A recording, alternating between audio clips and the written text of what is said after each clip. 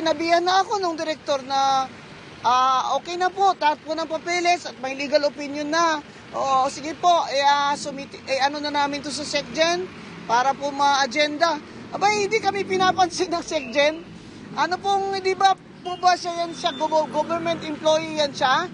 At under the Anti-Graft and Corrupt Practices Act, ay may karapatan din kami ihablas siya for gross negligence at saka injury. Nagmamakaawan na nga lang po kami sa kanya. Kaya, mahiya naman kayo. Mga constituents namin, persons with disability, children na Down syndrome, cerebral palsy, autistic, mga pasyente may cancer, lupus, mga elderly, mahiya naman po kayo. Kung noon po dahil sa politika ay hindi nyo pinapaupo yung ibang congressman hanggang last day, sa amin po, maawa na lang po kayo sa aming mga constituents. Mga ilang milyon, ma'am, ang affected na constituents po natin? Sa ngayon po ay over 1.3 million ang PWD. Sabi nga nila malapit daw, sabi ng NCDA malapit daw sa 2 million. Wala pa yun. May seniors din kami na PWD, may mga pasyente sa cancer, sa lupus, sa mga autoimmune, mga children with special needs. Yan po ang ano namin kasi pag kahit meeting man lang sa government agencies, ay parang hindi kami papansinin. PhilHealth.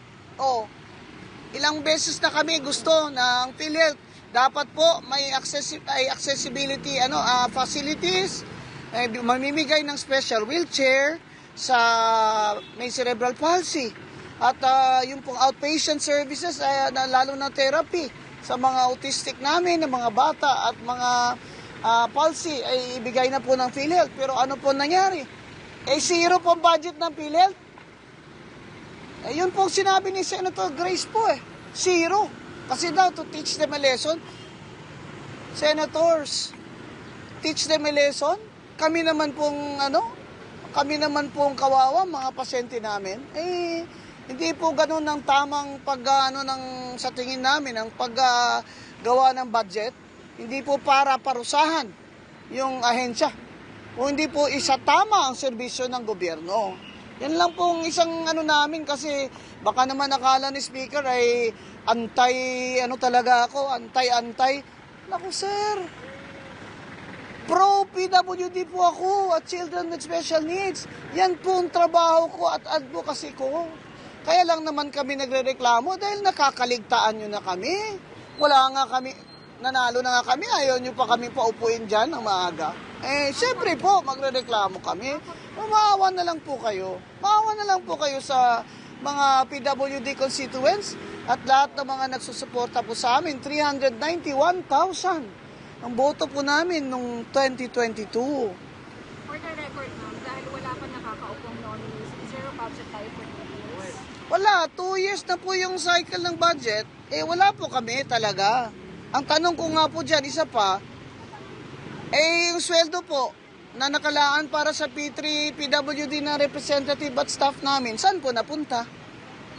Yan po yung isang tanong namin. Hindi naman siguro pwedeng ipamigay yun sa iba. Sana po hindi naman.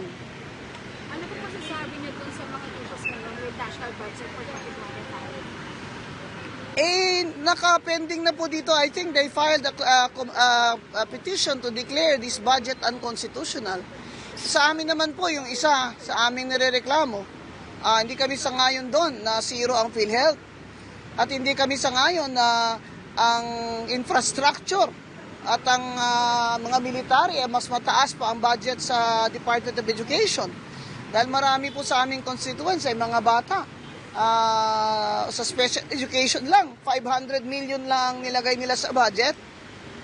Dapat nga times 3 nila yan dahil kulang na kulang yung mga teachers sa special ed schools. At biro mo yung papel sa braille, 5 pesos yun. Hindi na nga nakakabili yung teachers.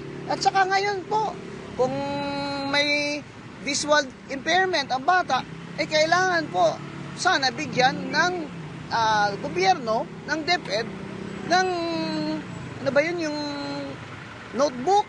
Kasi doon naririnig niya yung lessons Kaya kami, kahit paano, namimigay kami kahit konti ng mga notebook para yung mga batang bulag ay makakaaral po. sa pandinig nila.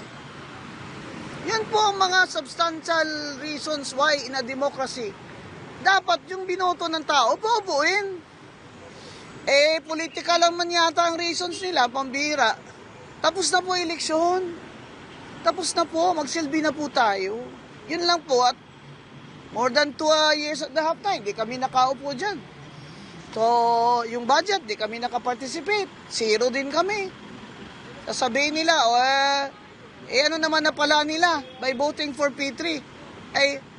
Malaki po ang magagawa ng P3PWD party list para sa mga pamilya niyong may kapansanan at mga elderly. Dahil po sa 2025, ako na ang first nominee.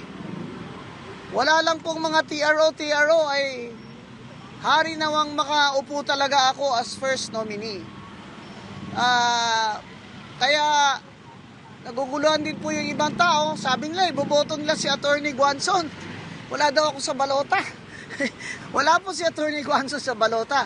Nandyan po kami, si Attorney Guanzon nasa number 8 sa party list, number 8, P3PWD. Yun po ang i-shade ninyo. Tuloy-tuloy lang po tayo. Kailangan po manalo tayo. Makabawi man tayo. Makabawi tayo sa pagsisilbi at sa share man natin dyan sa budget para sa ating mga batang may kapansanan. Ma'am, kung tingin niyo po na may halong political po itong hindi pa po ni Ilagan, no, sa House, tingin niyo po ba pananadya na po ito ng House or... Ito'y pananadya na nga po. Dahil sobra na, magdodalawang buwan na. Kung hindi ba naman yan sadya, 2 buwan, hindi namin makita yung SecGen? Ano yan? Bawa naman kayo sa amin, SecGen. Mag-text naman kayo.